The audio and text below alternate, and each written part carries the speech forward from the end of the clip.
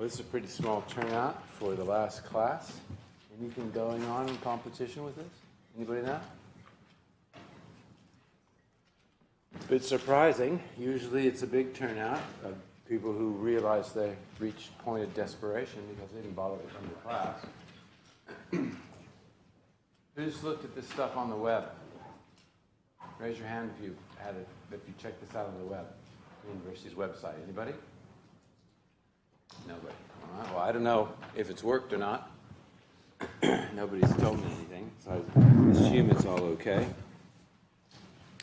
I'm going to hang on to that class roll for a little bit in case more people cruise in here slowly.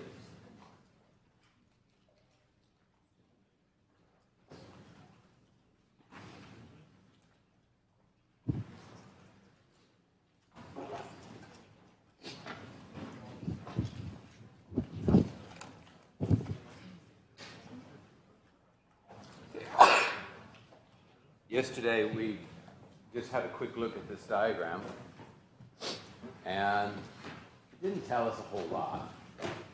But there was one other thing I wanted to mention, and that was, suppose I want to make P3V. I want to synthesize this. How would I do that? I just want to make a solid of P3V. How would I do it? I'd go buy some raw materials and batch it up. What would be my process? What would I have to buy to do that?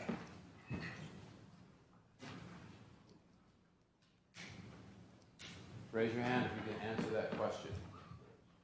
Raise your hand if you can't answer that question.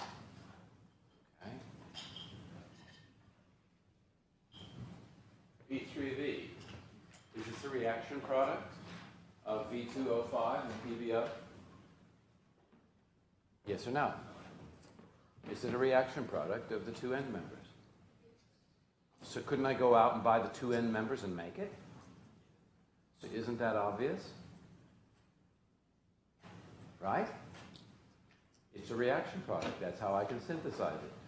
Are there other ways to synthesize it? What are the other ways I could use to synthesize P3V? P2V and P8V. Anything else? P2V and PBO. Anything else? V2O5 and P8V. Anything else? I've already covered the two end members. So how hard was that? That's just the different permutations to reach that compound. So I have a lot of options. A number of years ago, Thales, which is a big mob out, gosh, I'm not sure where they are, Ride, I think they're in Ride, right. Big company, makes piezoelectrics, a lot of military contracts for sonars. And they were having a problem because they kept getting bubbling on their samples. They didn't know what was causing the bubbling. Despite their best efforts, they couldn't figure it out, so they came to me. And I said, well, your problem is that you're using too many raw materials here, and you've got a vapor pressure that's being created by one of them. And this is a problem faced by a lot of people in the frit industry. Frit is a pre-melted glass. You make the pre-melted glass in order to lock in toxic materials like cadmium or high vapor pressure phases like boron. Because if it's high vapor pressure, you heat it up, it's removed. And so you change your composition, you can't control the process. So it's pre-melted, locked into the glass structure, and it's there, you don't lose it.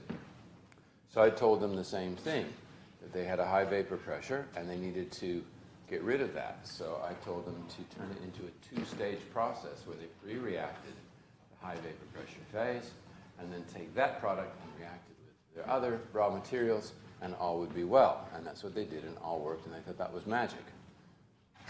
There's nothing. That's just this principle right here. Making your products from different raw materials. Okay? Okay, so you have a number of options to follow, and they can be determined or dictated by costs. It's not too expensive to buy the oxides, but to buy those vanidates would be pretty prohibitively expensive. It could also be issues of reactivity. It could be that you find out that this phase is a bit too stable, and you're stuck with it all the time.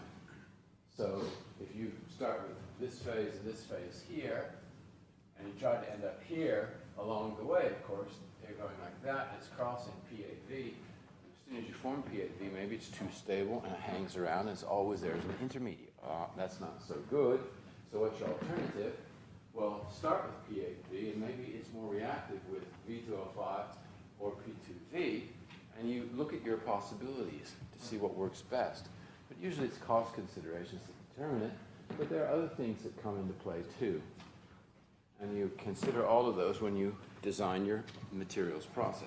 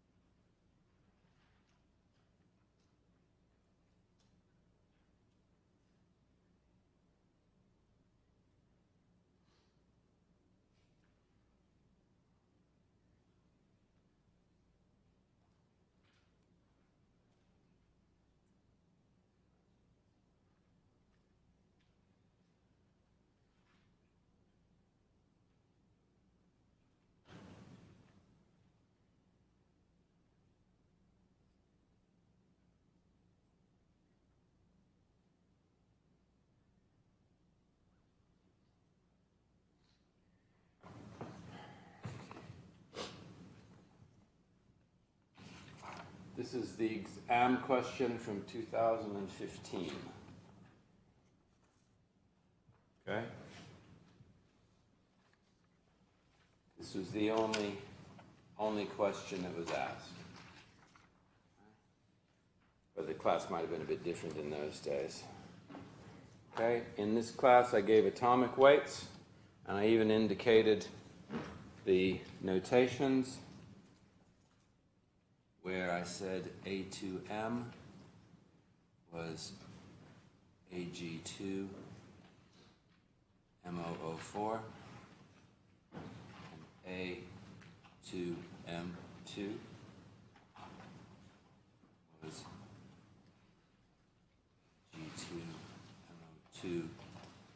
7, and A2M4. It's kind of weird, 2 and 2, but that's what I've got.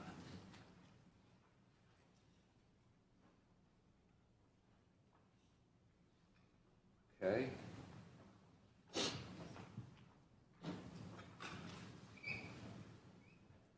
So, question A. Redraw the phase diagram. It is okay to distort the diagram for the purpose of clarity. Well, the reason I suggested to do that is because I see 480, 482, and 484 all stacked up right on top of each other, or, more to the point, 480 and 482 look like they're on the same line. Well, in order to redraw the diagram, you have to think a little bit about what it really means, what it's telling you. Now, the dashed line is a differentiator. It could have been done as a straight line, but I repeated what was published. So the question is, what is really happening there at 480 and 482? And if you understand how to interpret these diagrams, you'll know the answer to that question. Does anybody know what's happening at 480?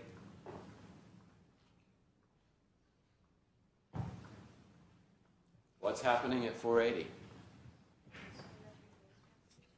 A crystallographic phase transformation. Yeah, but there's something wrong with that, isn't there? What's missing? The other side of it, that's right. If that's a crystallographic phase transformation, which phase is undergoing the transformation? The one in the middle at 50%? So shouldn't that dashed line go to the left and to the right? That's the one undergoing the crystallographic phase transformation? Yes or no? Okay, how do you know that it's not the one at 25 that's undergoing the crystallographic phase transformation? There's nothing there, and there's nothing to impede it.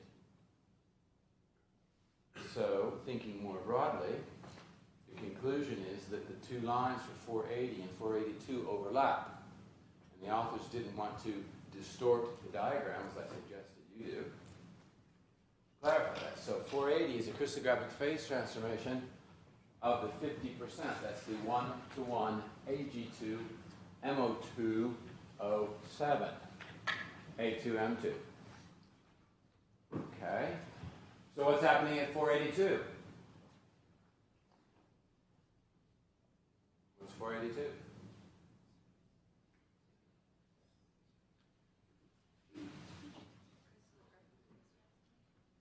A crystallographic phase transformation of what?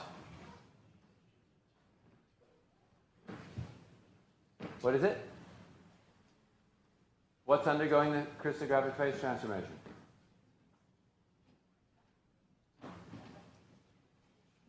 Come on, we went through this numerous times. What is it? The one in the middle, but we just did. The one in the middle is a dashed line at 480. How can that be at 482?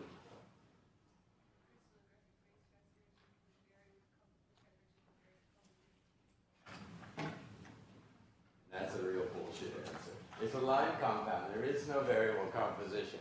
Good try, but down the toilet.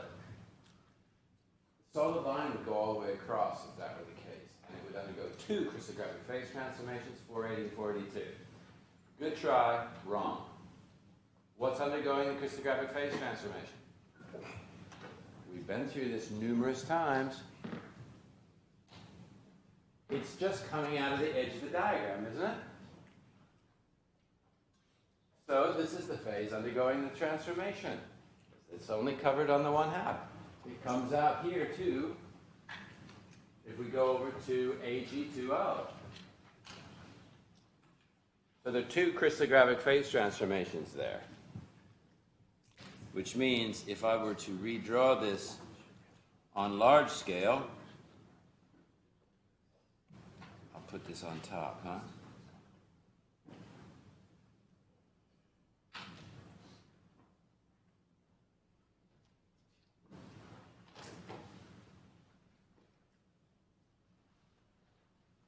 So that's that one, and that's that one. That's not hard if you turn your brain on and think about it. That's why I chose that diagram, because it makes you think. You have to ponder it. That's how all my exams are. I give you something that you need to ponder. Because while you're thinking about it, you're learning. Because all my exams are also learning exercises. So that's what I wanted you to do. So there's the distortion. And all I did was open up the temperature scale a bit. Label the intermediate compounds and phase fields.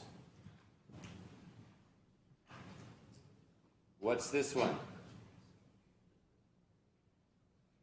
At 25.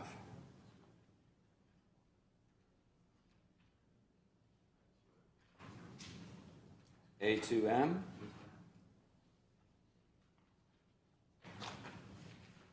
How do you know?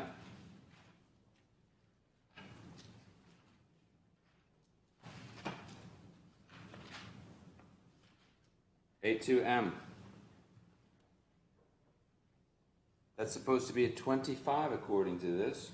That'll be 25% MOO, 75% MOO3 and 25% Ag2MOO4. How about we do the easy one at 50-50? That's 1 part MOO3 and 1 part Ag2MOO4. That gives me a total of Ag2MO2. That's A2M2. So it's pretty obvious this is A2M2. Where did A2M4 go? What's that?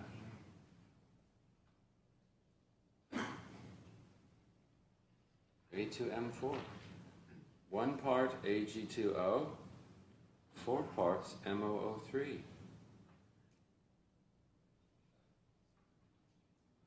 So where's A2M4?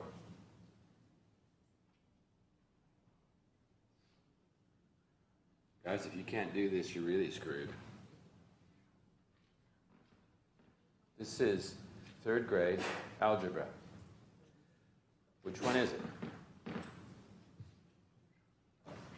1 part Ag2O, 4 parts MOO3. So where is that compound?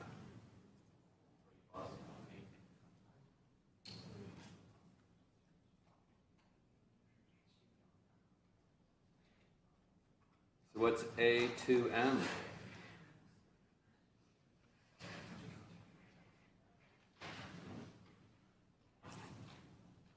Very bad. Very bad. If you can't do this, you're in deep shit. Okay? This is basic stuff. This isn't phase equilibria. This is chemistry. Okay? If you couldn't figure that one out, boy, you really need to put some work in here. Okay? That was worth 15 points, but I need to label the phase field.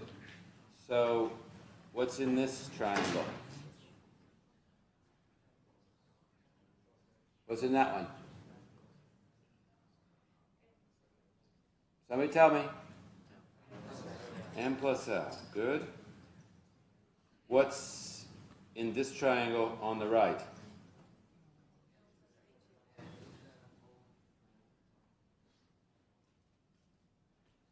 In this triangle here?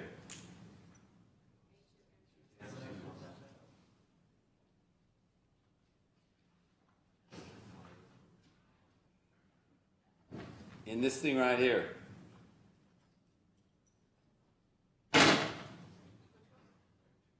This little wedge right here, little rectangle, right here. What is it? There is no solid solution in this diagram. What is it? What's on the left-hand side? Is that all? You've given me the wrong answer and lost a point. What is it? No, beta. That's the high temperature phase.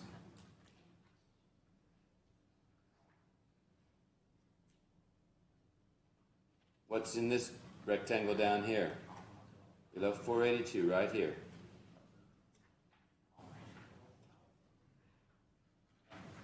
What's in this rectangle here? Alpha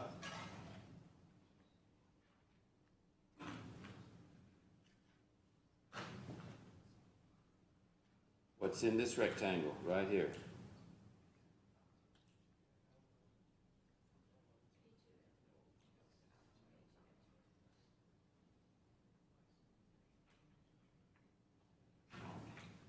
And in this triangle here?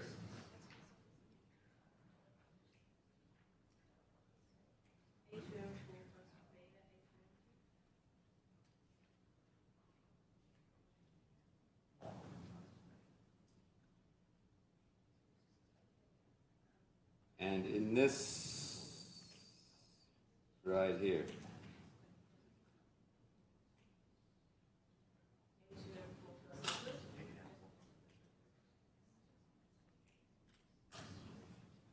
And in this rectangle?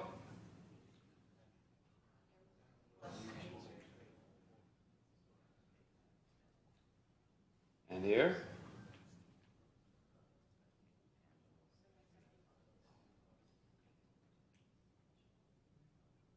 Huh? What is it? That's right. There's a crystallographic, so this must be alpha M, right? Oh, sorry. Boo-boo. It's alpha A2M4.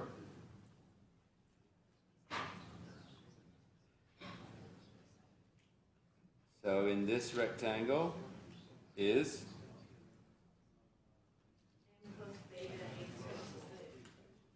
well, it's beta A2M4 plus M. No. Which one is it?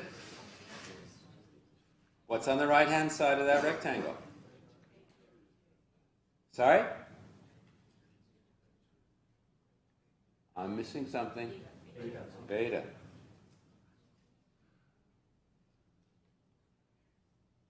If you leave out the betas and alphas, every one you leave off costs you a point. This brainless exercise was worth 15 points.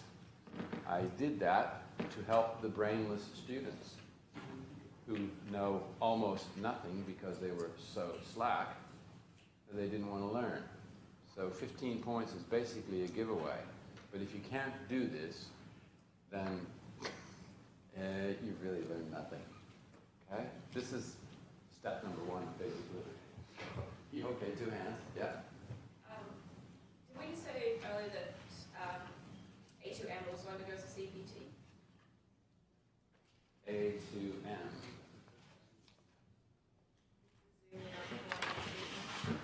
Which one's A2M? And you mean A2... This one? Yeah. Yeah, that undergoes it. Did we forget that? Oh, we did. Oh, Chris, you lost 2 points. Okay, good. What else? Your question? Okay. Good minds think alike, huh? All right. Well, hopefully all of the class would have picked that up. That something was missing there. Don't know what happened there. Okay. So 15 points, dead giveaway here. But of course, if you couldn't figure out the thing on top, you were already in trouble because you're going to lose some points for the alphas and betas. And if you don't differentiate, you're going to get some of the phases wrong as well. Yes? So when you had drawn that expanded diagram up the top, do you have to label that phase? No, I drew it in line. I asked you to redraw the whole diagram, just rescale it. Yeah, but like when we were labeling the phases, you didn't label that phase between what you... No, it's labeled on the diagram. You don't need to do it twice. Nah. So the middle one is because it's we don't have beta A2M2 plus alpha A2M. Yeah. Alpha A2. Sorry, you lost me there. So between the 480 and 482, 4. We have the A2, M2 plus A2, M2 plus alpha A2. Is that it? That's not it, but that's a beta anyway. It's only shown in the expanded view above. Yeah, look, I don't know where it is, but if you pick it out, that's okay. All you have to do is make sure it's consistent. The alphas and betas below and above the crystallographic phase transformation. And I've obviously just 1 or 2 in there, but don't worry about it. As long as you can do it. Specify if this diagram is likely to be in weight or mole percent and explain your reasoning. As I have warned you, make sure you read the question. Many of these say, explain your reasoning. If you fail to do so, you lose half of the question. The reasoning is half of it. The answer is the other half. Read the question. Is it in weight or mole percent? How do you know? Because the two compounds are on the stoichiometric ratios, provided, of course, you know how to do that. So that was the reasoning. Those are 3 points. Specify the solidus temperature. What is it? What's the solidus temperature?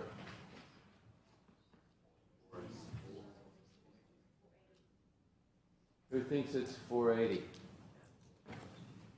Who thinks it's 484?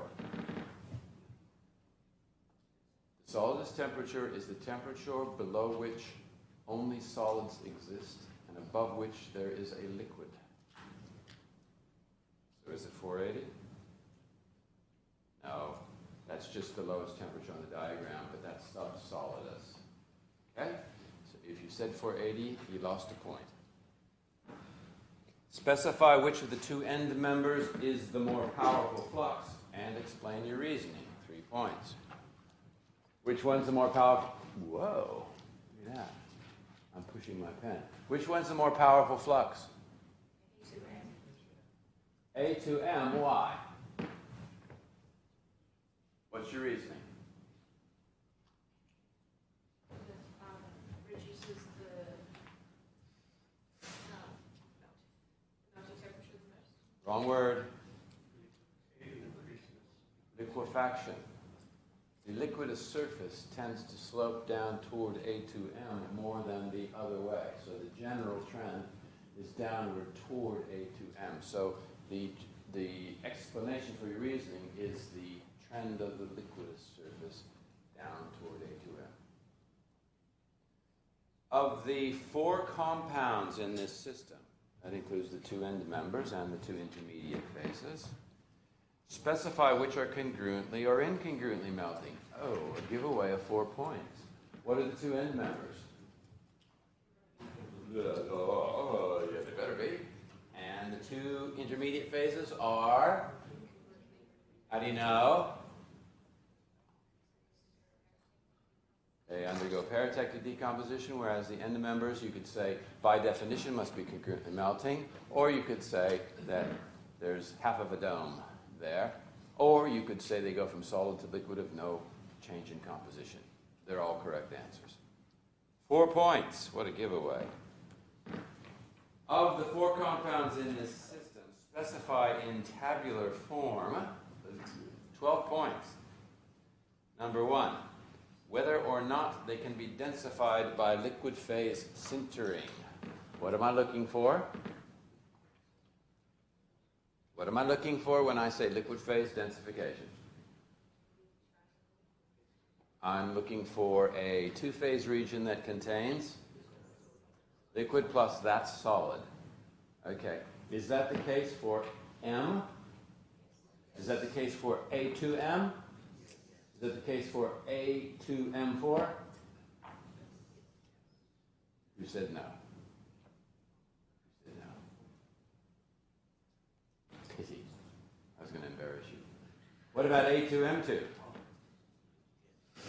All right, they've all got solid plus liquid, so they can all be densified. The temperature range for this. M, what's the temperature range? And for A2M, 510 to 790 for A2M.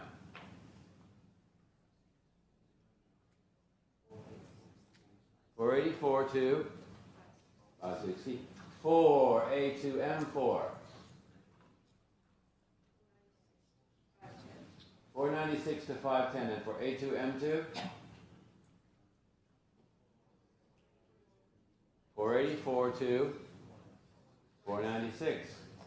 Number 3, whether suitable compositions for this are stoichiometric, MOO3 rich, or A2MOO4 rich. For liquid phase densification, do I use a stoichiometric composition? No, so that was a trap question because the answer completely defies the whole logic. So none of them could be stoichiometric. If you want to liquid phase densify M, is it going to be A2M rich or M rich? A2M rich. You got to come this way. If you want to densify A2M liquid phase, is that going to be M rich or A2M rich? Who knows? It could come out here because there will be another one, but it's not on the diagram, so we can't answer it. Is it it's M rich? What about A2M4? A2M rich because it's coming this way. What about A2M2? Same thing. All right, well, that was worth 12 points. How easy was that? Up to this point, the exam is totally brainless. You could be brain dead and answer those questions. And they total 2 points for the redraw, 15 for the labeling. Oh, I missed C. Identify the invariant points in tabular form, specifying type, temperature, and approximate composition. Let's forget about approximate composition. That's a bit tedious. So where are the invariant points? How many melting points do we have? 2 melting points. 1, 2. How many paratectic points do we have? Well, 2 intermediate phases that are incongruently melting, so 2 invariant points. How many eutectics do we have? How many crystallographic phase transformations do we have? I see 1 there, and I see 1 there, and I see 1, whoops, there. Right? So whoever said 3 was right. And the temperatures are labeled, so that was a dead giveaway. The only thing I asked you to do that required any thinking was read the number off the phase diagram. So the eutectics is about 75. This is at 100. For the crystallographic phase transformation, there is no composition. You just put a dash or NA or get lost or whatever you want. That's about 52.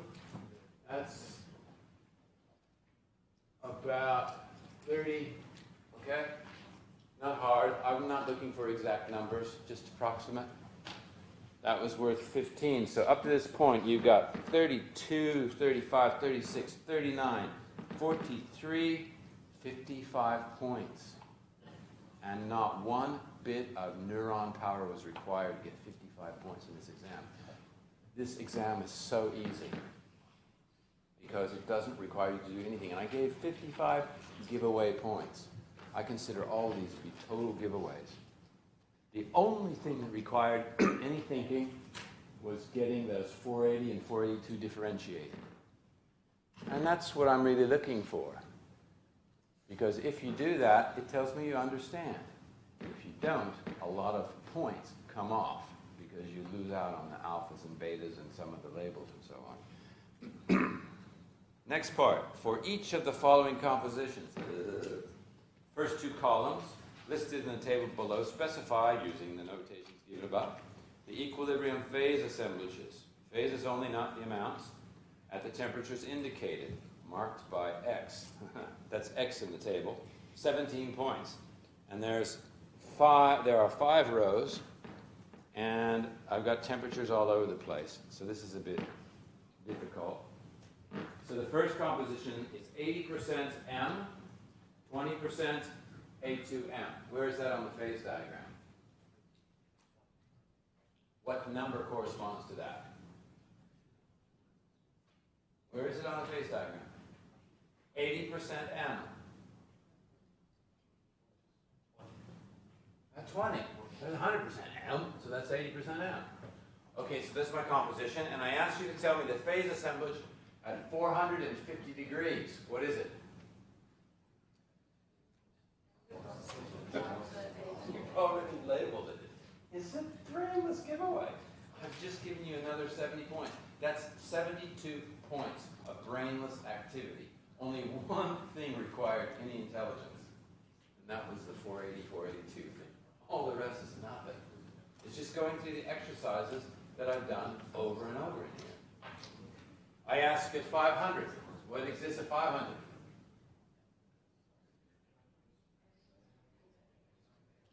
Okay, well, if you didn't say beta, you lost a point. That was expensive. And then I had one at 520. What's at 520? Okay, I mean, this is really, really easy.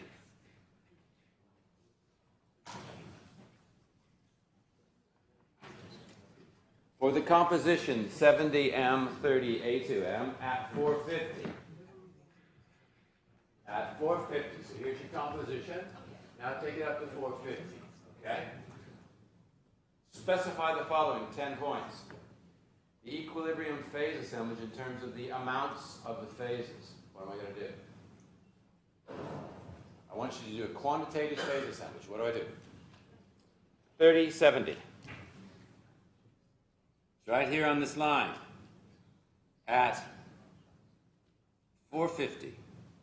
So here's 450. Oh, that's 25, sorry. Right there. What do I do? What is the thing I'm going to draw? A lever. What kind of lever? Inverse lever. You got to think backwards here. Okay? So we all know how to do that. Here's the lever. Oh, beautiful.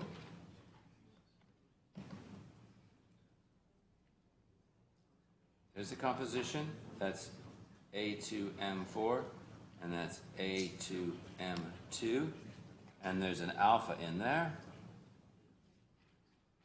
And there's an alpha there, too. Okay, and I just do that. X over X plus Y equals A2M4. Make sure you bring a ruler to the exam. I was just thinking, you could put your cheat sheet on the back of the ruler. But there's no cheat sheet in this class because there's nothing to remember. There's no point. I used to make this class open note, open book. That was a catastrophe because everybody figured they could just consult their notes and books to answer the exam. And so they didn't study. Oh, that was terrible. Because there's no point. You have to know how to do this. You can't pick it out of a book or your notes. You have to know how to do it. Number 2, the mole percent of each equilibrium phase. Isn't that the same question? If I'd done weight percent, that would make more sense. So I was actually giving away points. And you look at that and go, that's the same thing. And some people are trying to figure it out, and they get it wrong. Sometimes I ask a really stupid question, just to make you think. So I want to know the equilibrium phase assemblage, the mole percent of each equilibrium phase, and the weight percent of each equilibrium phase. So you got to convert it, and I gave the molecular weight, so you got to prove to me you can do the conversion. That was worth 10 points. I consider this also to be totally brainless. Now you have 82 points.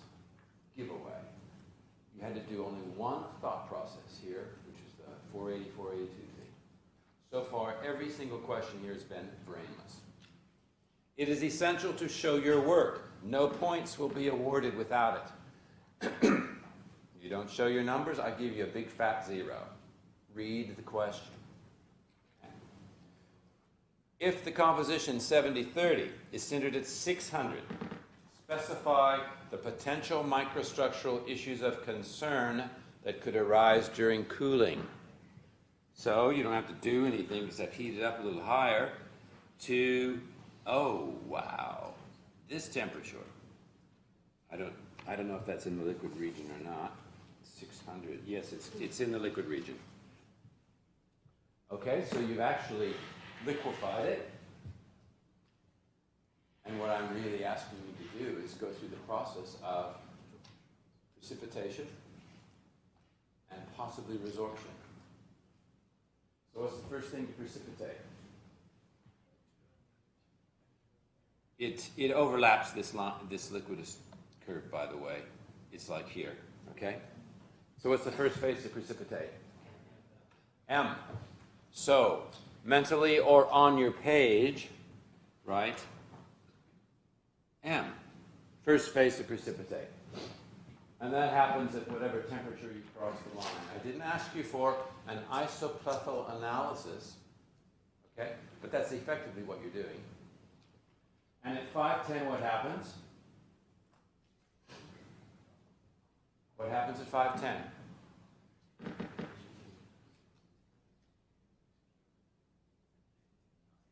Come on, you should know this. What have you got?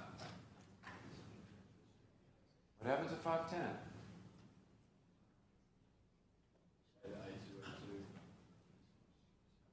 Sorry, what happens? Beta A2M A2M4 precipitates. That's correct. It's crossed the paratectic temperature. So then beta A2M4 comes out. And then at 496, what happens?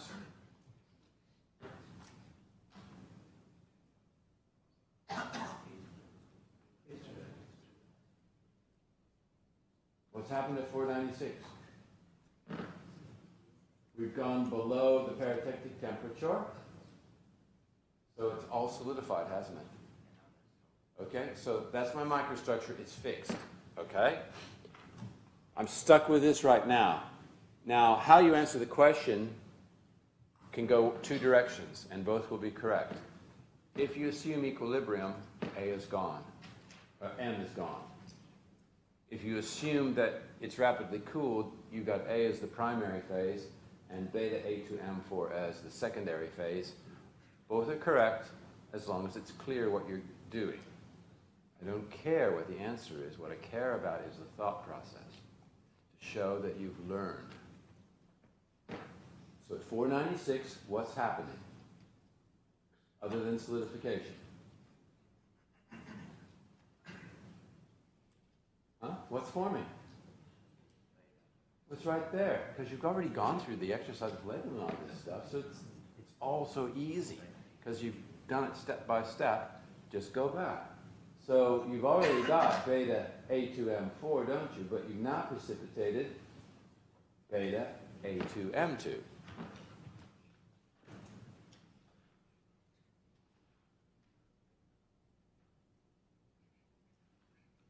And then when you hit 490, what happens? What's transforming? So alpha A2M4. So there's an alpha beta transformation. And then when you hit 480, what happens? What happens at 480? A2M2 undergoes the phase transformation. So there's another one. And then nothing happens down from there. Okay, so I asked you for 10 points, issues of microstructural concern. What are they? There are two of them. What are they?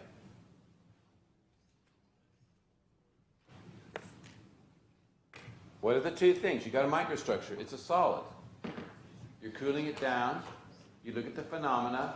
Are there any potential pitfalls, problems, dangers?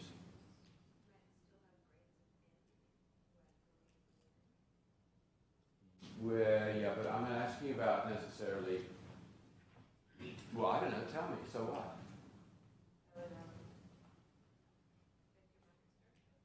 So what?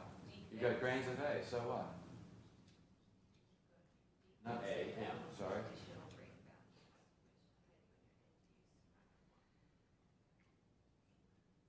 You.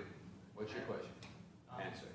M could cause coring inside. Okay, that's one possibility. You're supposed to have only these two phases at the end of the day, but of course you precipitated M before, haven't you? So if M is resorbing over time, you could have coring. That leaves you kind of like a little gap around these big, huge A grains, which are precipitated. So those could cause stress. And if you mention that, that's fine, provided you tell me that this is your thought process. You stuck with A and it's coring. Absolutely correct. Okay? What else could potentially happen? Is that what you're after? Coring of the A? That? Okay. The space transformations, because each time it goes, it contracts. And that That's right. All phase transformations involve a change in volume. And you'll notice there's this thing at the end of these that's called oxygen. Oxygen. So they're oxides, so they're ceramics, and they're brittle. So any phase transformation is potentially a problem. That's the main thing I was looking for. And if you just said that, I'd give you full points. If you didn't mention coring, I wouldn't hold it against you. If you mention it, I'd say, good, you understand, but you won't get extra points. You just have it correct. As I said, when I grade, I take points off for wrong answers. I don't give points for correct answers. That's implicit. So I consider this question also to be absolutely simple. Simple, simple, simple. 92 points of brainless exam. Last question. If A2M is to be synthesized, A2M2 is to be synthesized, comment on the following points and explain your reasoning. The potential for casting. What's the potential for casting A2M2? Is it good or bad? Why? It's not congruently melting. Number 2, the practicality stroke feasibility of liquid phase sintering. Feasibility, practicality of liquid phase sintering. What's your comment there? A2M2. What have I got to play with? Do I have a large compositional range? Yes. How about a large temperature range? 484 to 496. Oh, shit. 12 lousy degrees. I got a deep, deep problem here. Okay, that's my feasibility. Yeah, the composition's okay, but the temperature's not. Number 3, the potential for solid-state sintering. Yes or no? This is a stupid question. You can solid-state sinter everything, because everything's a solid. So this is a question you look at it and go, huh? Of course you get solid-state sinter. Everything can be solid-state sinter. So that's a dead giveaway. And the relevance of control of composition if sintering is done at 500 degrees. So picture 500 degrees, and I want you to comment on control of composition. You have a line compound, so it's easy to go off of it. It can go left, it can go right. That's lack of control of composition. So what happens if you go to the right? Do you generate a liquid at 500? Yes or no? Okay. What happens if you go to the left at 500? What happens?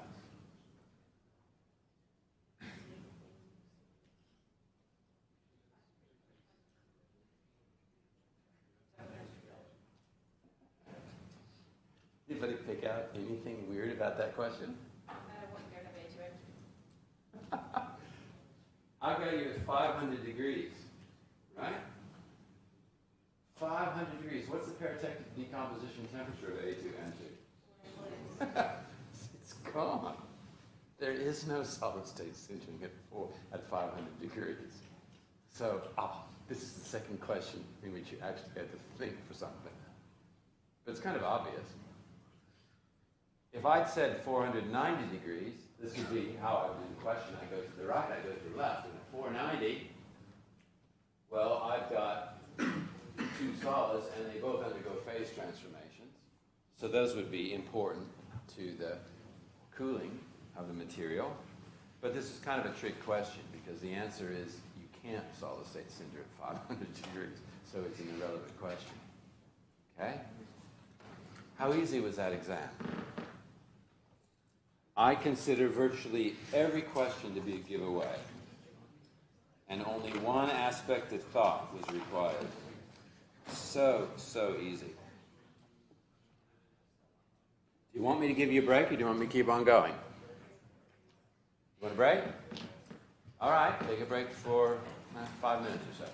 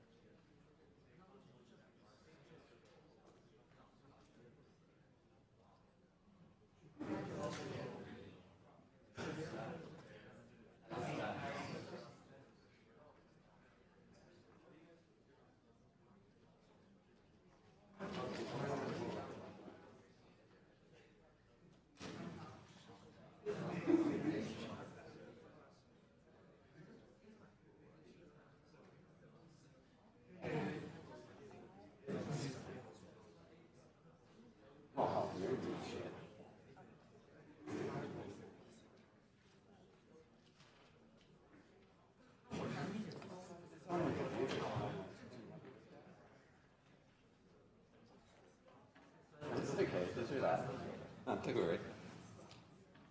Just compose yourself. I'll hang on while you get your nerves back.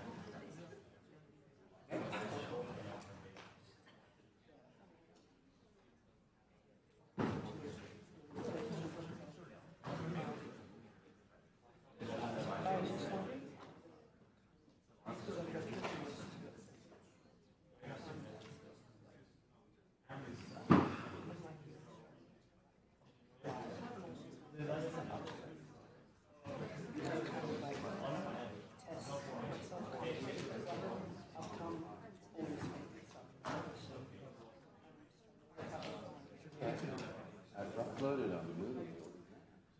Worked them out. Because what's on the exam is what I lecture. That's all you got to do. But I suggest you network with some other students. And then if you guys can ask the question, I'll ask them, and then I'll be sarcastic. But other than that, it'll all be fine. Work out the old exams.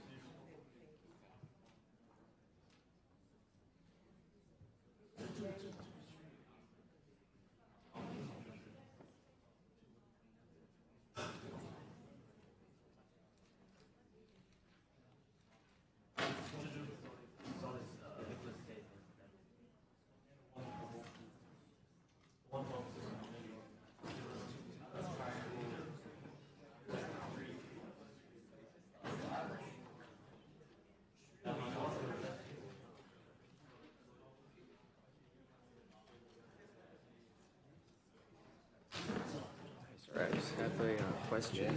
So, why do some phases have the alpha or beta prefix before them, but the M here doesn't have it? Because there's no alpha beta phase transformation in it. But everything else.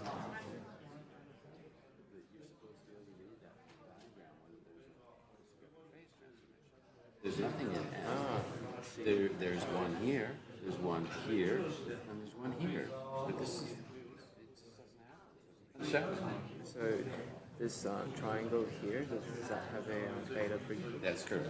That'll be a beta. Yeah, thank you. I understand.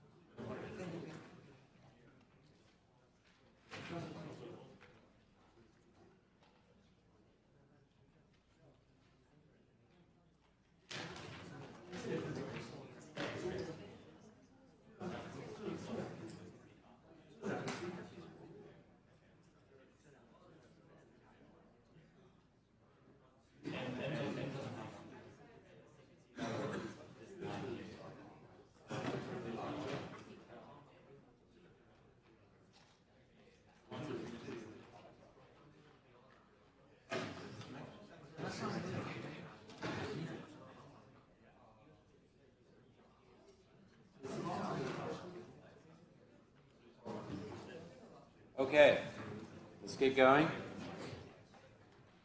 This one's a bit different from the norm. These are two chlorides, soluble salts. Soluble salts, like chlorides, are never very stable, so we have low melting points for these guys. This question's worth 74 points. There are two questions on this exam. The two intermediate phases are K2FeCl4 and KFeCl3. Okay, so applying third grade algebra here, I can see that this is a 1-to-1. And what's the 2-1 there? What's that one?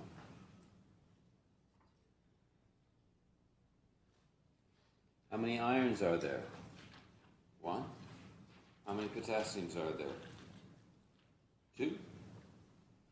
And there's 1 of each of those cations on the bottom, so that must be 1 to 2. I'm swapping them around, by the way, because Fe is on the left and K is on the right.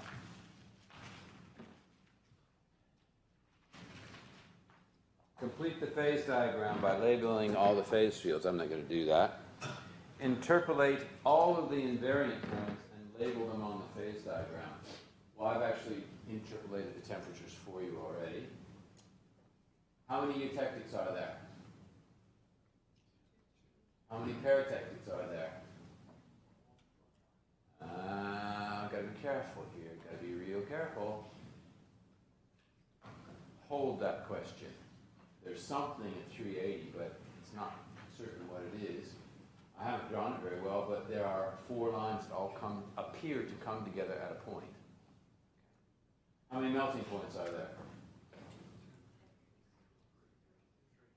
3. Is this phase diagram in mole, weight, or volume percent? Justify your answer. Mole percent, because they're on the stoichiometric 50 and 67. Interpolate the solidus temperature. Will you tell me what's the solidus temperature? 350. There's something not quite right with the diagram. What is it? Well, I've already pointed it out. You cannot have 4 lines coming together. That's a no-no. That means there's going to be too many phases. So something has to be fixed.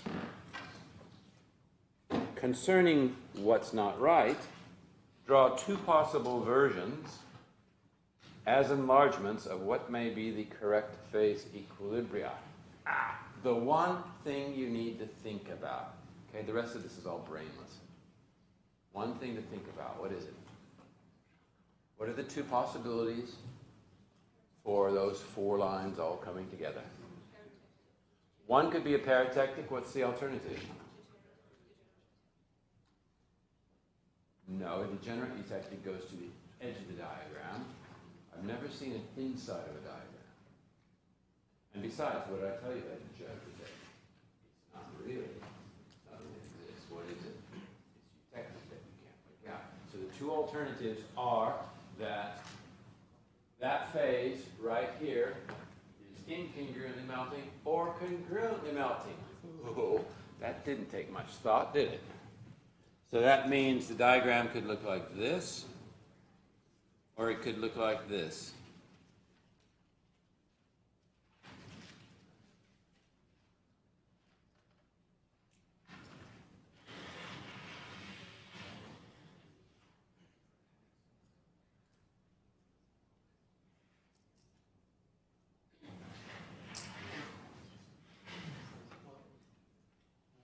Congruently melting, incongruently melting. It's actually really, really easy.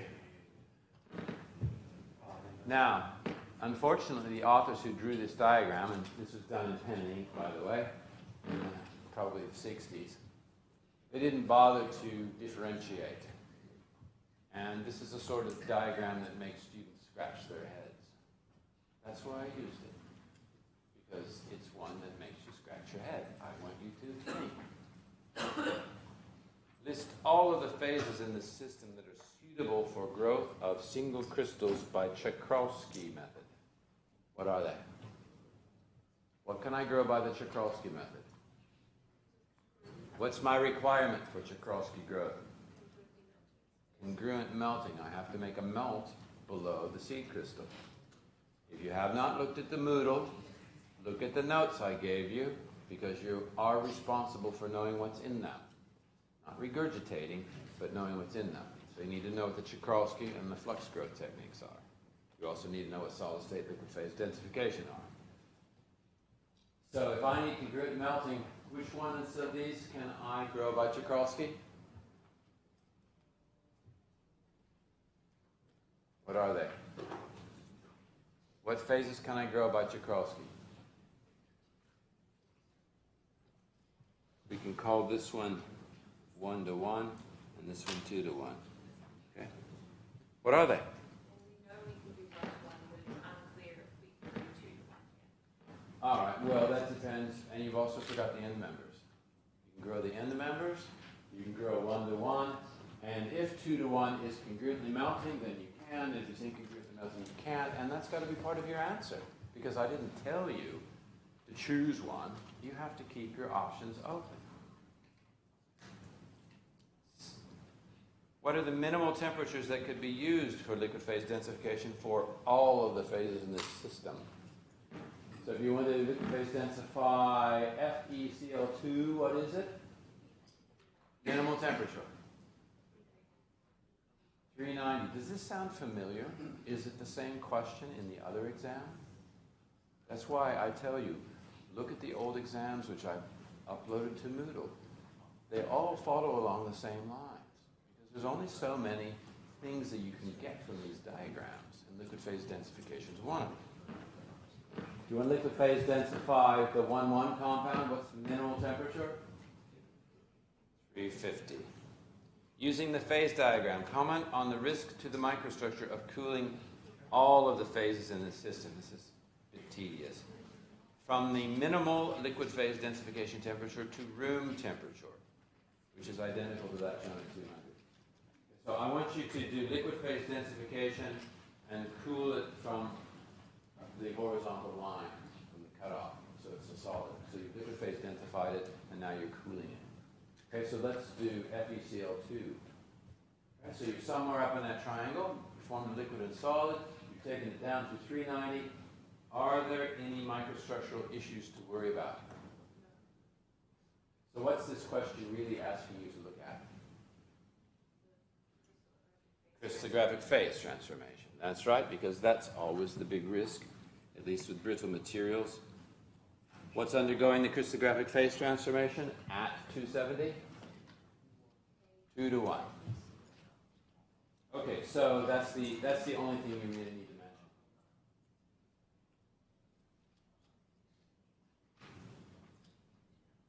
mention. If FeCl2 and KCl are mixed together and equilibrated, will they react? Yes or no? Will they react? Well, if you've got an intermediate phase there, of course they're going to react. And if you don't know this, then I'm giving you feedback here. You're really, really far behind. What are the potential reaction products? How many answers are there to this question? How many? How many? 1? 2? 3? 4? Did you say? 2. How many think it's 2?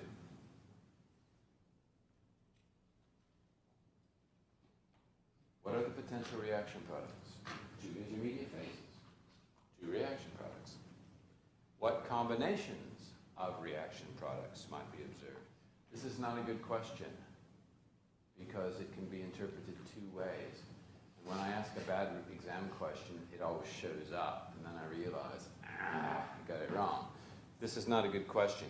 I said what combinations of reaction products. I should have said what phase assemblages are possible.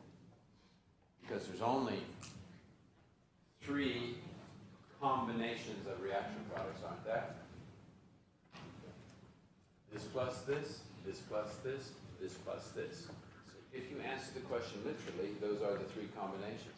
But what I'd also like you to realize is that you may end up here or here as pure intermediate phases. But that's not what I asked, so there's three parts to that answer. If the 2-1 and the 1-1 are mixed together and equilibrated, will they react? If the two intermediate phases are mixed together, will they react? Yes or no? No, there's no intermediate phase between the intermediate phases. What are the potential reaction products? None. What combinations of reaction products might be observed? None. Okay, so don't go looking for an answer. It may not be there. I may have asked a question which is really dopey. So don't go looking around. I'm not being clever. If 1-1 and 2-1, if 1-1 and KCl are mixed together and equilibrated, will they react? Of course. What are the potential reaction products? And what combinations of reaction products? It's the two. Oh, well, that's another dead giveaway. If 80 units of FeCl2 are mixed with 20 units of K2, that guy, so 80-20 between those two. Calculate the phase assemblages at the following temperatures. 500 degrees. Okay, so it's 80% FeCl2, so it's about here. So 500 degrees, what have I got? 500 degrees, what do I have? That's right, I'm going to have FeCl2 plus liquid. At 350, what have I got? Plus 1-1. And at 250? It's the same thing. It's a giveaway. I gave you another freebie. It's really stupid. Okay, those were 74 points. And it required only one thought process, which was this. How hard was that? This is so easy. And you know, I get these exams and they're terrible. They're just terrible. And yet I know how easy they are. And it's just so depressing. This stuff is totally logical. It's so easy. You just have to think about it a little bit. So I'm expecting the same thing as we get every year, a really crap result. And it's not because the class is hard. It's because you guys aren't really working at it. And you're here at university to learn. And this is so useful. And if you learn it, you can apply it for the rest of your professional careers. A few years ago, I went to Baosteel in China. It's a huge steelmaking company. They have an annual conference. And I was standing around outside, and one of our former master's students comes walking by. You know, out of the thousands of people on site, it's a guy I know. And he says, "Oh, Chris, how you doing?" I said, "Yeah, okay." He says, "You know what? I've been wanting to tell you this. When I interviewed for my job here, the first question they asked me was, do you know phase equilibria?" That's so nice that he told me that, because it's important in steelmaking and in a lot of industries to know this. And that's why I got the job, because he knew phase equilibria.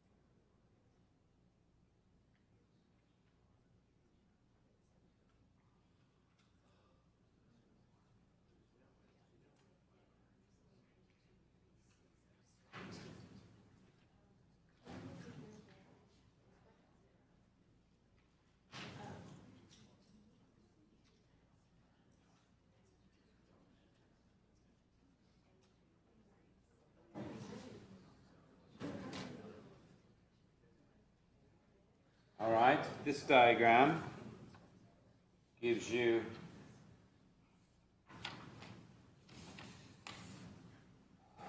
V2O5 MgO. It gives the compositions of the eutectic and 2 of the paratectics. Gives you most of the temperatures. And you can see it's a pretty distinctive system. It really sweeps down from a very refractory material, MgO, to a very unrefractory material, V2O5. 26 points. I say MgO is very refractory, but V2O5 is a powerful flux. What general characteristics of the phase diagram support the comment made immediately above? What am I looking for?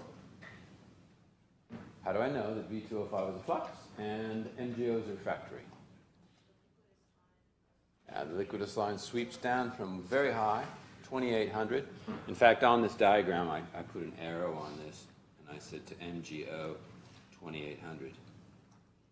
Melting point, okay? In addition to the effect of fluxing of V2O5 on the refractoriness of MgO, what other problem would be anticipated if these two oxide phases were in contact at high temperatures? They react. Ugh. 3, 4 reaction products, aren't there? Ooh, imagine what that'll do to your microstructure. Is it possible to use liquid phase densification for the following phases? Justify your answers. The most refractory intermediate phase. Can I do liquid phase densification? Yeah, because there's a region up there above 980 that's liquid plus Mg3O42. The least refractory intermediate phase, which is this one. Is there liquid plus this region anywhere? Of course there is, immediately to the left, right below the paratectic. In the case of liquid phase densification of the most refractory intermediate phase in part C, so there's 4, or this one, comment specifically on the importance of temperature control and compositional control. These should be discussed simultaneously. So what am I looking at here? What do I want to hear? Temperature and compositional control if you're going to liquid phase densify this phase. What are my concerns?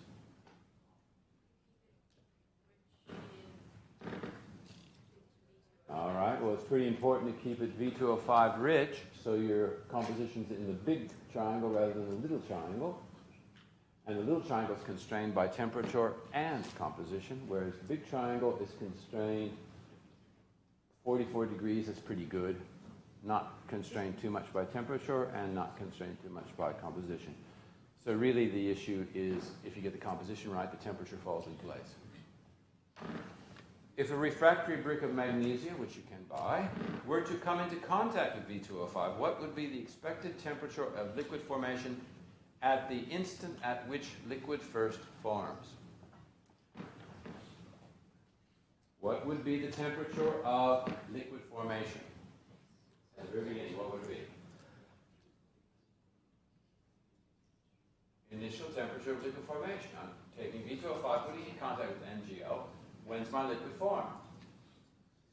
What temperature? What temperature? 604. That's the solidus temperature, right? That's the first drop of liquid. List all of the phases that are suitable for Czochralski growth. Which ones are they?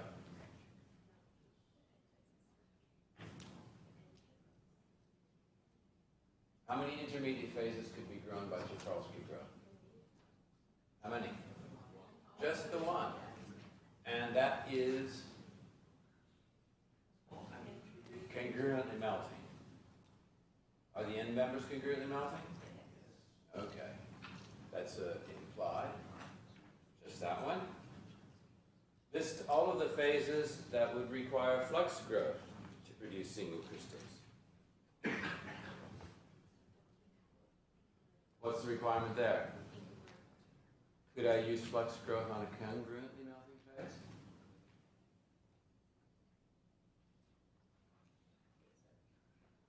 use flux growth or with a congruently melting phase.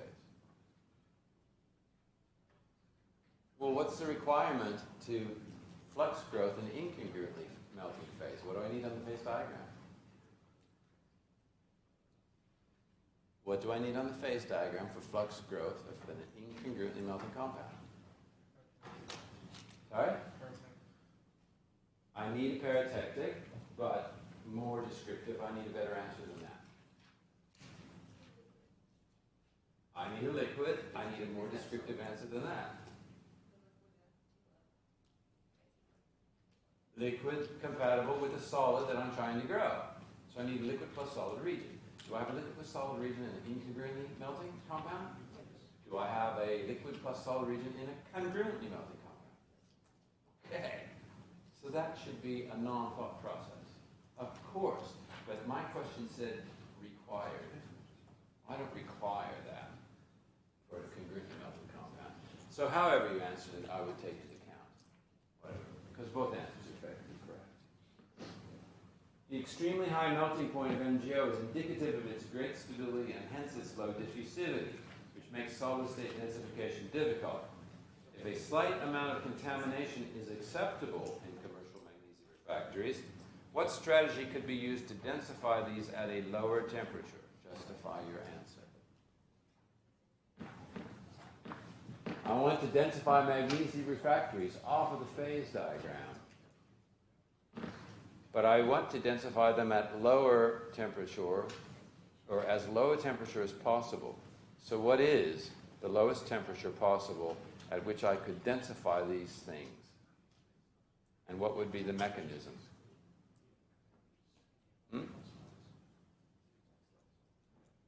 Magnesia, off the diagram. So, what am I after?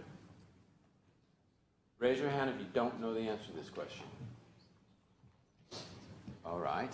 Well, when I tell you the answer, you're going to realize how easy it is because we've been doing it all morning. Magnesium melts at 2800. I need to densify it. I have two mechanisms, solid state and liquid phase densification. Solid state, whatever, 90% to 75% of the melting point. 3/4 of 2800 is 2100 degrees. Very, very high for solid state densification. Liquid phase densification, on the other hand, can be done slightly under 1024 degrees. So around 1000 degrees. So 2100 versus 1000 degrees makes a huge difference. That's liquid phase densification. That's the answer. Was that hard? No.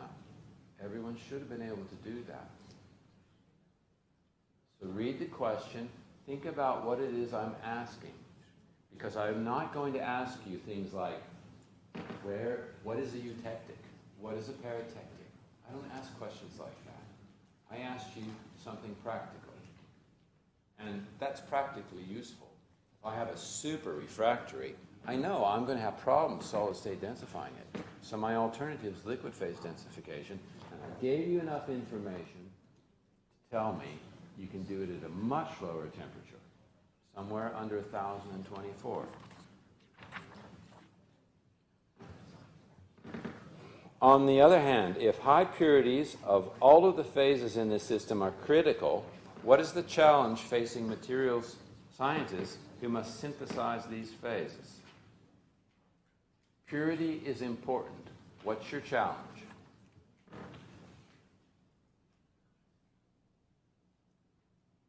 Look at the diagram. Purity. Compositional control is important. What's your challenge? What am I after here? Raise your hand if you don't know how to answer this question. Okay? Purity. Always important. If you have a little bit of a second phase, guess what? You end up with an invariant point kicking in, and your refractoriness drops from the incongruent or congruent melting point down to whatever the invariant point is. So have a look at this one. This phase you can heat up to 640 if it's pure and it's on composition. But if you go off composition here, you've lost 36 degrees. That's very serious in many instances. If you go off composition here, you end up not only with, well, you end up with a second phase precipitating. This one also has a second phase precipitating, so you've got microstructural considerations if you go off composition. And I've told you repeatedly, if you have a solid solution, that gives you a flexible region to land your composition in. And I've also told you repeatedly that when we have a vertical line, that's a line compound. That's a stoichiometric, probably phase, and there's a unique composition. And landing on that unique composition every single time, especially if you have naturally occurring raw materials, is very tough. So you have to factor in the potential you may go off. In other words, I'm saying, look at the diagram, you've got 4 line compounds that form in the system, and if you're trying to make any of them, you're going to have superb process control because you have only a unique composition every single time. You don't have a solid solution to play with to give you a bit of flexibility. So the question about what is the challenge facing material scientists who must synthesize all of these phases, and high purity is critical. If you're off composition, you've lost your 100% purity. All right? So that's, to me, an obvious issue. But you have to know what the question is after. To think about it, because it's all about temperature in one direction and composition in another. List the intermediate phases in terms of whether they're congruently melting or incongruently melting. All right. Another easy exam.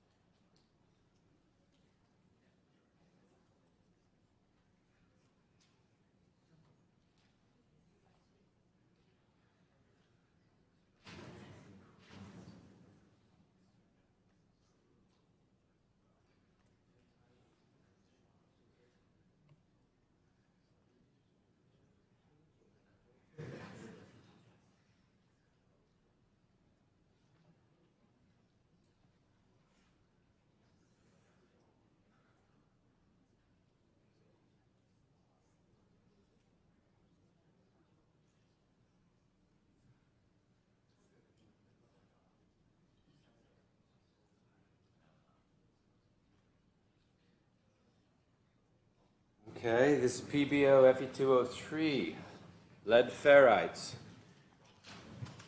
Ferrites, big industry.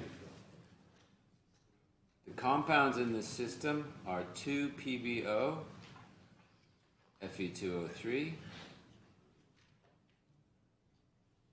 It's a 2 to 1.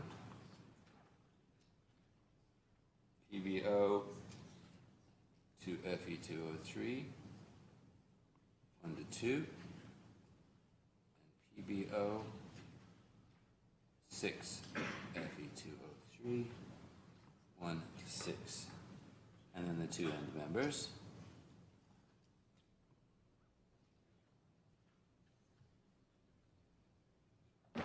A. Label all of the phase fields 15 points. 2. Identify all invariant points, numbering them and tabulating them by number and types. Well, you're going to have to do a bit of thinking on this one to figure these out. What is this one?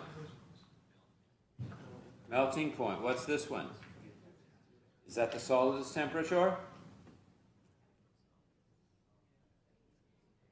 Is that the solidus temperature?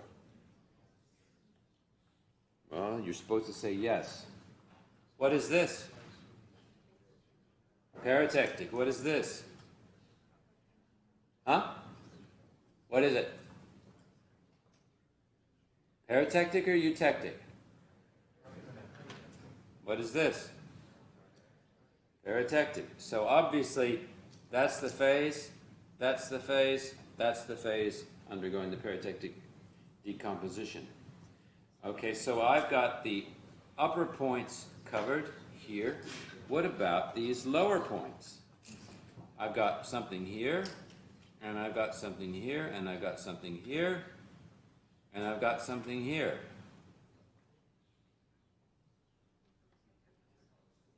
So, what are they? What's this one right here? Is that anything?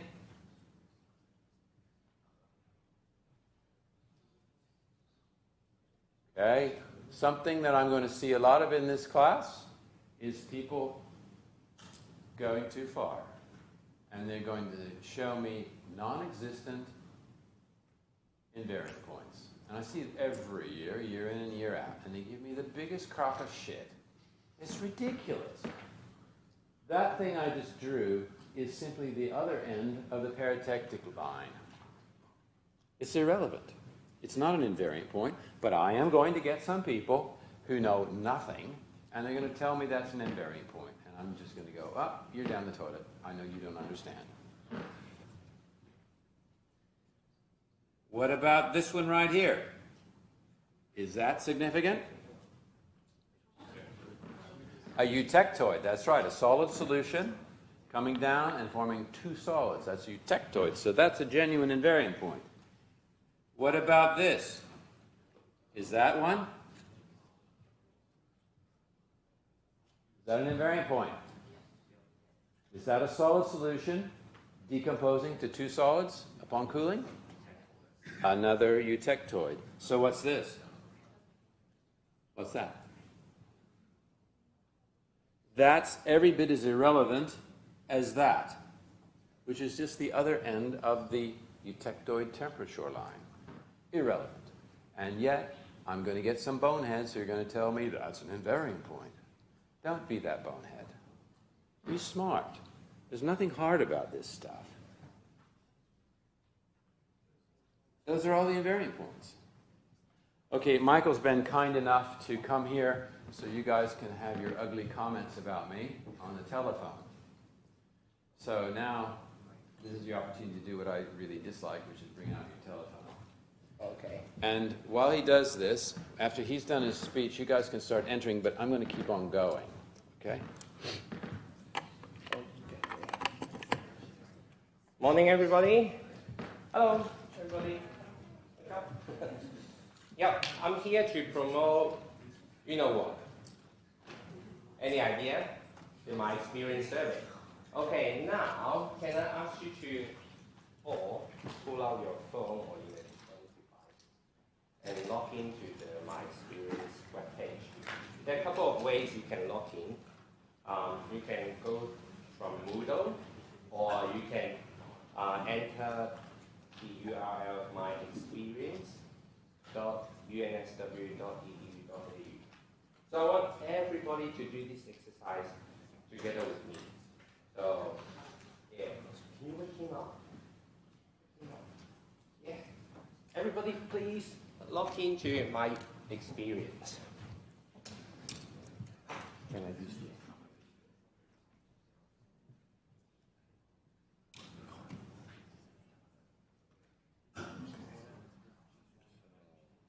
if I need to go to your web page. Oh, Can I go I here? think maybe you got to go out. There we go. Great.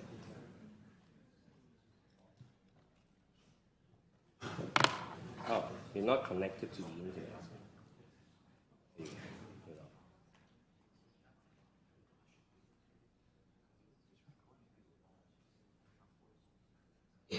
Oh, okay. Do you think I can switch over to this? For a Yeah. Yeah. You'll need to. Okay, everybody logged in. You got your electronic laptop or phone or excellent. Okay. Yeah, everybody please log in now. And then you will see a number of services, the courses you enroll for this term. So I want you to prioritize Max 208 at this time. So log in to do the survey. I want to ensure you that all the information, all the feedback you give is confidential. So Chris and Rakesh won't know what you say about them or what you think about.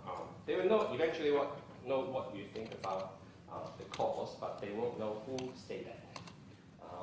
You're so assessing you me, give by the very way. honest and genuine feedback to them. They want to know about your thinking, so they can adjust or modify or improve the course and your experience. Okay, everybody please pull out your phone and log in now. I'm going to go around to see if you have any login problem issue. So But you're assessing me, by the way. Don't mix me up with Joshi.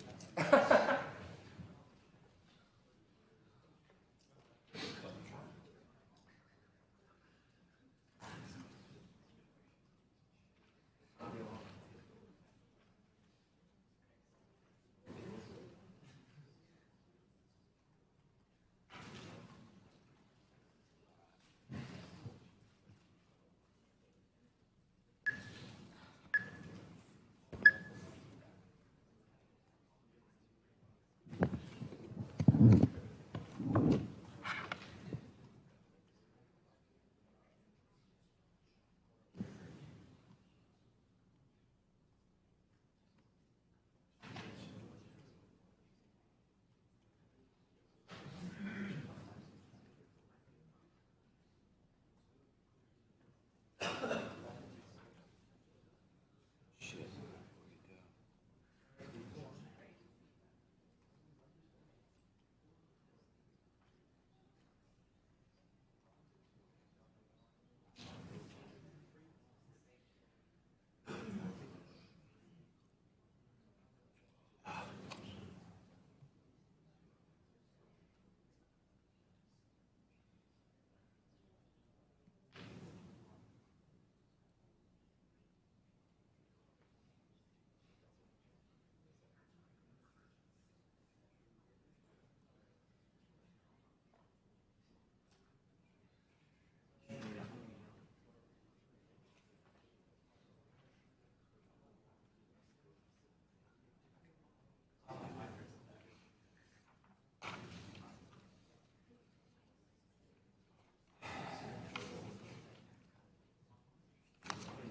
All right, I'm gonna keep on giving some stuff here. Okay. First question was label all the phase fields. Again, 15 points. Okay, I'm not going to do that. But what we do need to do is recognize that these are solid solutions. Please, can you give me a few more minutes? Let them finish before you move on. Yeah, I still got to try to do two at once. It's difficult because they need to answer the question. Okay, please finish quickly your survey. Yeah, the fun thing about this exercise is I can see how many have really done the survey at this time. I got the instant response rate here. So I should expect 40 or 50 more replies. So please do it now.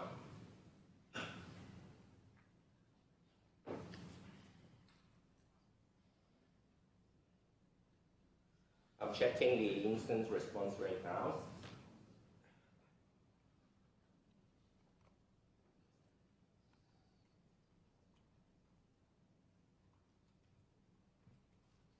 We got 17 people completed the survey. So if you haven't finished it, please complete it now. I expect at least 40 more.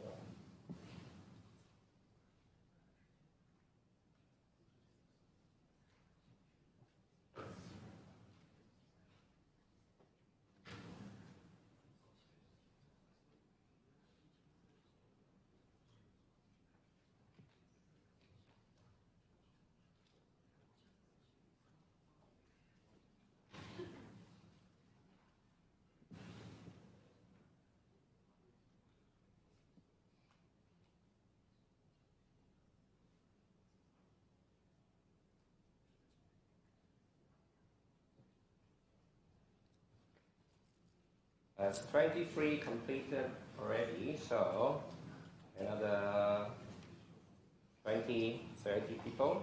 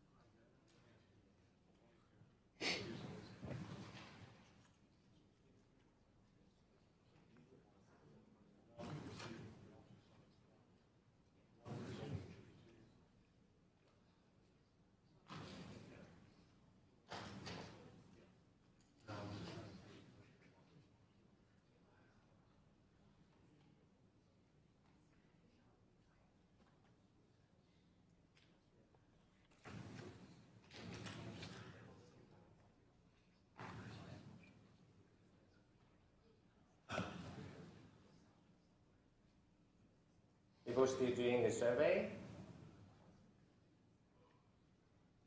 If you need another few minutes, can you put your hand up so I know?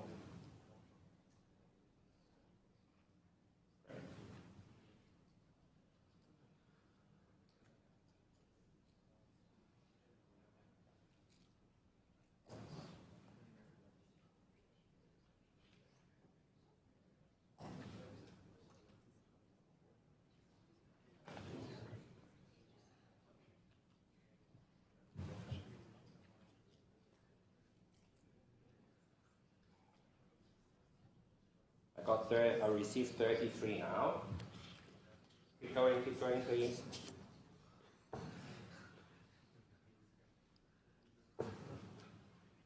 Chris is waiting, so... Just tick some boxes and get it over with. Yep.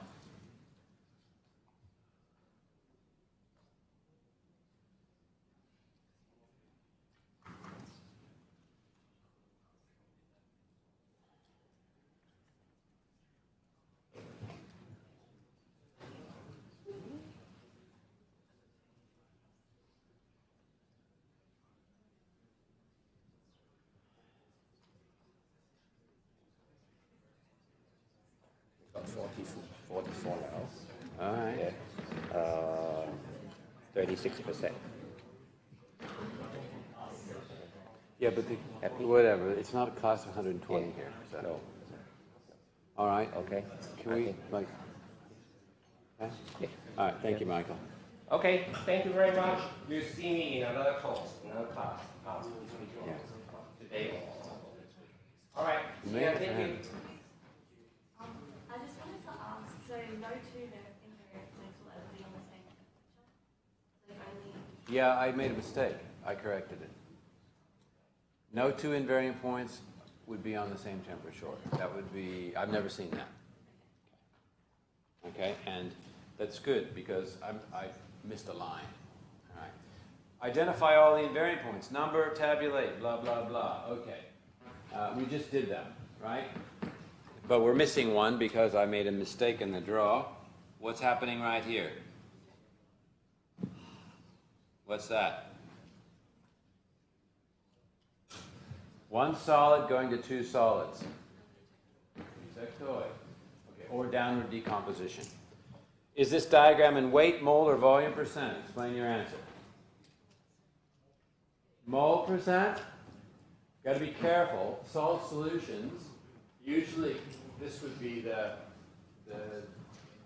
hypothetical composition they choose. And ditto for this one over here.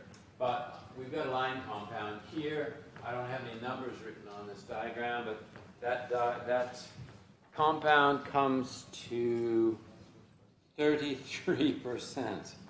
That's a big clue right there, okay? So it's a mole percent diagram.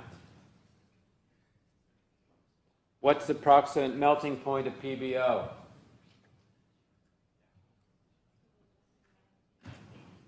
$970 or something, right? Specify the melting points of the three intermediate compounds. You can answer this two ways. You can say they don't have melting points because they're incongruent melting. Correct. Or you can say the incongruent melting points are, and read those, interpolate those from the diagram. Okay? Both are correct. Specify the temperature ranges of stability of the three intermediate compounds. Be specific and comprehensive. Stability ranges. Temperature ranges. So what's the temperature range of stability for this compound right here? What does it go for? Don't give me temperatures, give me the invariant points. This goes from what to what? From the eutectoid to the peritectoid. And this one? Ditto. And this one? Ditto. Okay? Specify the solidus temperature. 800 something. Is PbO a flux or Fe2O3? Fe2O3 a flux or PbO? Which one? Okay, PbO is well known as a powerful flux. If your intention is to produce a glaze, anybody not know what a glaze is? Ooh. If you have dinnerware, you're probably eating on glaze. That's the glassy coating on top of a ceramic. If it's on a metal, it's called an enamel. If it's on top of a ceramic, it's called a glaze. If you come across a word you don't know, go up to the, I think they call them invigilators for the exam, and tell the exam person that you don't know the meaning of that word. That person will telephone me, or Owen, or Joshi, or whatever. Joshi won't know the answer. And they'll telephone me. He's not a ceramic engineer. Okay. They'll telephone me, and then I'll explain. But a glaze is a glass on top of a ceramic. So if you want to make a glaze based on mixtures of the two oxides, meaning PbO and Fe2O3, because those are the oxides. These are, well, they're also oxides too, but that's a badly phrased question. Provide brief, relevant comments on the potential for recrystallization. Who does not know what recrystallization is? Well, it's crystallization. Okay, so recrystallization is if a glaze crystallizes. We call that recrystallization. If a metal has gone from a casting liquid into a solid, it's recrystallized. It's just crystallization, but for whatever reason we call it recrystallization because it started as crystal, we melted it and decrystallized it, now we're recrystallizing it. Okay? So recrystallization is just crystallization. So comment on the potential for recrystallization of a glaze made from Fe2O3 and PbO. So what's the answer? Comment on the potential for this. In other words, will it be likely to happen or not? Using the phase diagram, which is equilibrium. And the glaze is metastable equilibrium because it's a glass.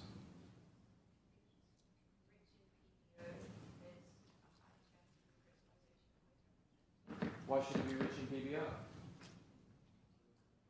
Who cares? All I do is I look at the phase diagram. Do I have any crystalline phases on the phase diagram? Do I? Do I have any crystalline phases on the phase diagram? That's right. Everything's a crystal here. So yeah, I got 5 crystalline phases here, right? They can all recrystallize. So comment on the feasibility. Well, yeah, you can recrystallize 5 different things out of this glaze. Depends on where your composition is.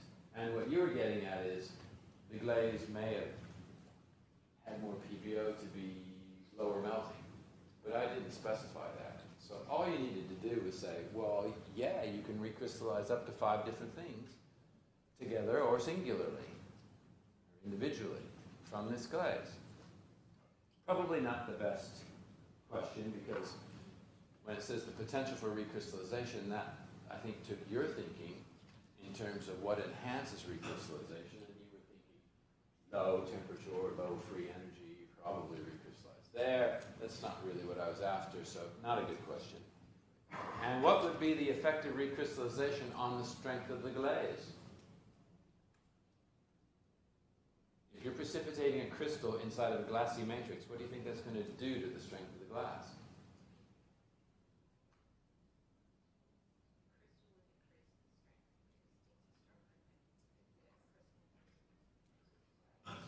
No, a glass is extremely brittle. Extremely brittle. Once you start a crack, it goes. This is why it's really easy to break glass.